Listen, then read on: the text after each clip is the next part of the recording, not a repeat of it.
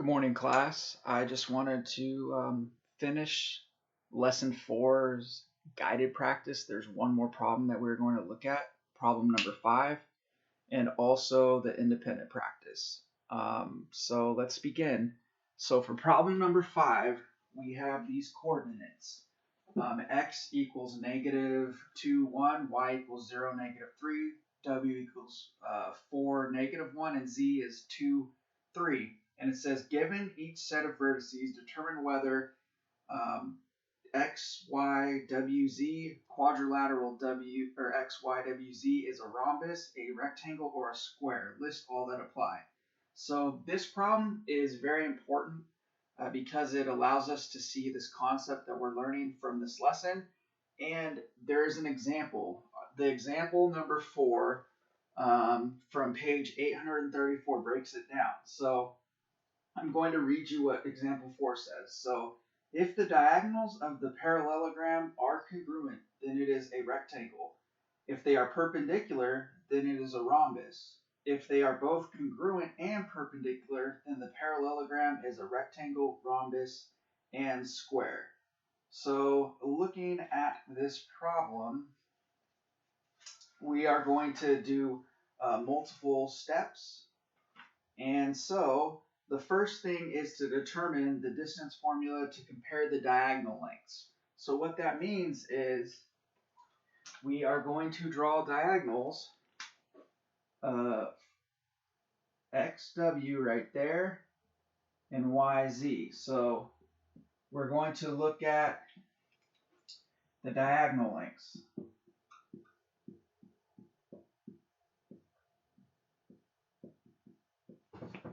And this is for xw and yz. And we're going to see if they are the same length. Because if they are, then according to example 4 of the previous problem and the properties of what we're learning about rhombi and square, if the diagonals are the same length, then it is classified as a rectangle. So looking at xw, we know that the coordinate for x is at -2, 1, and for w it's at 4, -1. So we're going to use the distance formula.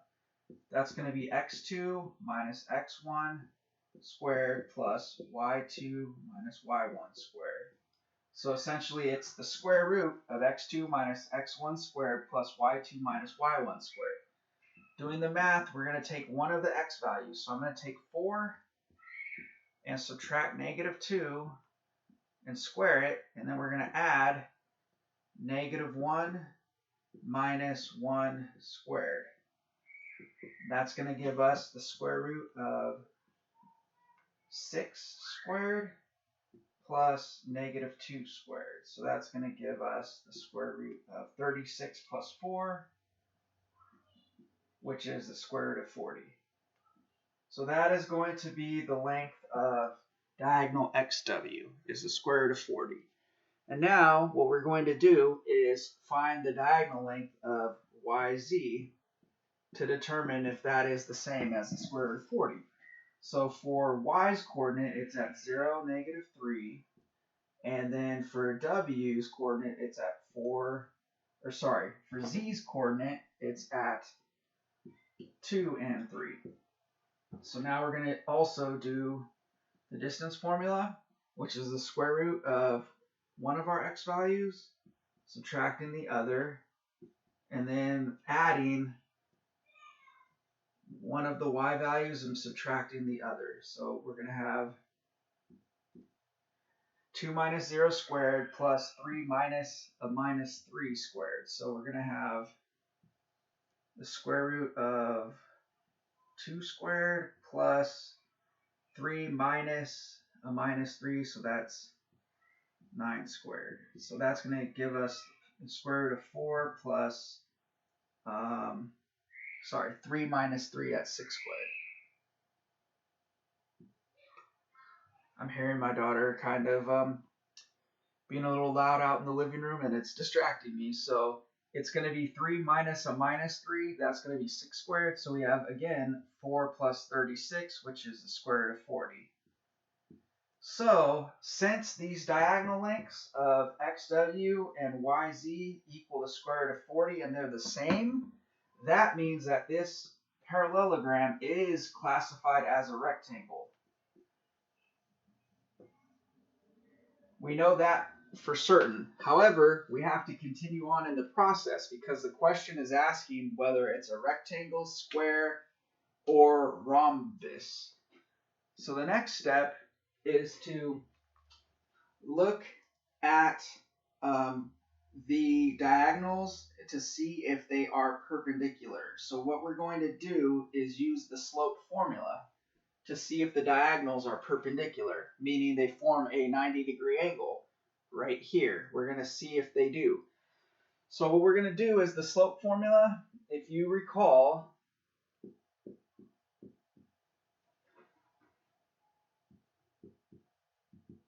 it's going to be y2 minus y1 over x2 minus x1.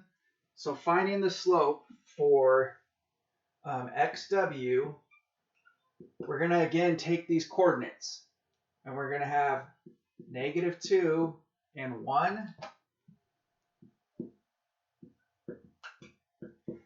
And we're also going to have 4 and -1. And we're going to just plug it into the slope formula. So we're going to go, I'm going to take 1 and subtract -1. And then I'm going to take -2 and subtract 4. So that's going to be 1 plus 1, which is 2, over -6. So that's -1/3. So the slope for xw, or diagonal xw, is -1/3. Now we're going to find the slope of yz. And again, the coordinates for yz is 0, -3, and 2 and 3. And what we're going to do is take 3, subtract -3, 3 minus -3, and then 2 minus 0. That's going to give us 6 over 2, so that's 3. Are these diagonals perpendicular? They're slopes. So -1/3 reciprocal is 3 over 1. So in fact, we know that yz and xw has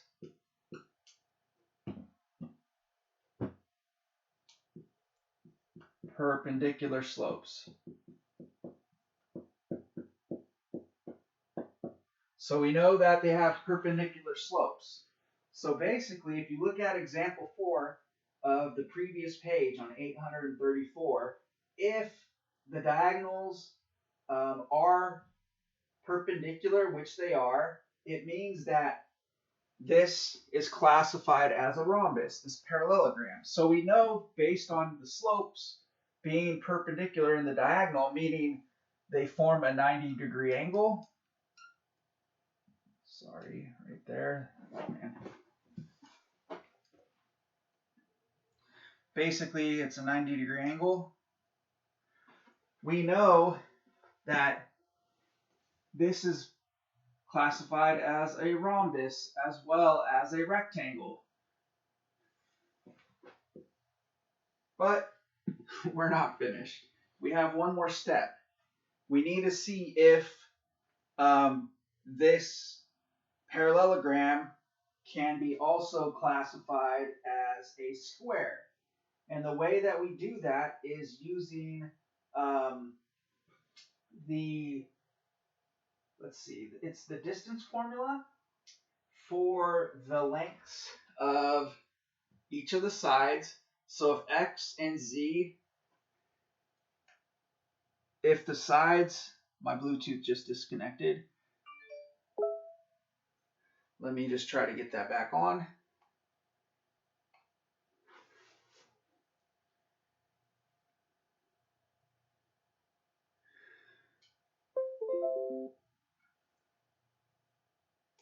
So if we find out that side XZ is the same length as ZW, we know that it's going to be, it could be a rhombus, meaning that the lengths are the same of each of the sides. But we have to find two things. We have to make sure that the side lengths are the same and that the slopes are perpendicular, meaning they form a 90-degree angle right here. I'm not saying they do, but if we find that the lengths of the sides are the same and each side that connect at the vertice form a 90-degree angle, then we know that this parallelogram is, in fact, a square. So let me erase this stuff because I need more room.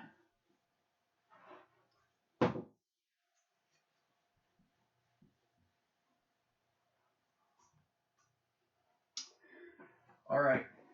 So the last step again is we need to find side XZ and ZW's side length and the slopes. So we need to find the length and the slopes.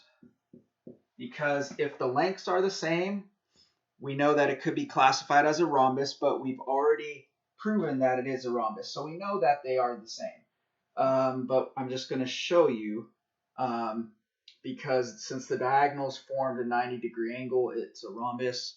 But I just want to show you the side lengths to show you that they are the same. So the next step that we're going to do is we're going to take Z and X. So we know that for X, it's -2 and 1. And then for Z, it is 2 and 3. So using the distance formula, this is for XZ, we're going to go the square root of x2 minus x1 squared plus y2 minus y1 squared. Doing the math, we're going to take 2 and subtract -2, and we're going to square that, and then we're going to add, so we went 2 minus -2, and then we're going to go 3 minus 1 squared. Doing the math, 2 plus 2 is 4, so we're going to have 4 squared plus 2 squared, and that's going to give us 16 plus 4, so that's the square root of 20. All right, so that's our distance for XZ. Now our distance for ZW, we have coordinates at 2, 3, and 4, -1. So we're going to do the distance formula again and have 4 minus 2 squared, 4 minus 2 squared, plus -1 minus 3 squared. And that's going to give us 2 squared plus -4 squared. So that's going to give us, again, the square root of 20. So we know that the side lengths is equal to the square root of 20, which is cool because we know it's a rhombus, so we know it's all the side lengths are going to be the same. I just wanted to show you, and the book wants you to basically take that step. Now we need to find the slopes of XZ and ZW to see if it forms a 90-degree angle. So again, we're going to do the slope formula, which is y2 minus y1 over x2 minus x1. And I'm going to do side XZ, and that's going to give us, I'll just do the coordinates right here. It's -2, 1, and 2, 3. So we're going to have 3 minus 1 over 2 minus a -2. So that's going to give us 2 over 4, which is 1/2. And then for ZW, we have coordinates at 2, 3, and 4, -1.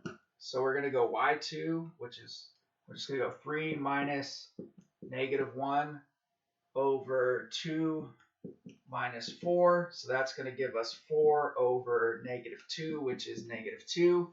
And 1/2 and negative 2 are reciprocals of each other. So that means that this does form a 90-degree angle. So this is classified, this parallelogram, as a square. So our final solution is the parallelogram, or the quadrilateral that we drew up here, is a rhombus, rectangle, and square. So this is our final solution. So that concludes the guided practice component for lesson 4. And I am going to now finish up the independent practice, but a student is trying to get a hold of me. And so I will conclude this portion of lesson 4 and get back to you with the independent practice later today. Have a great day.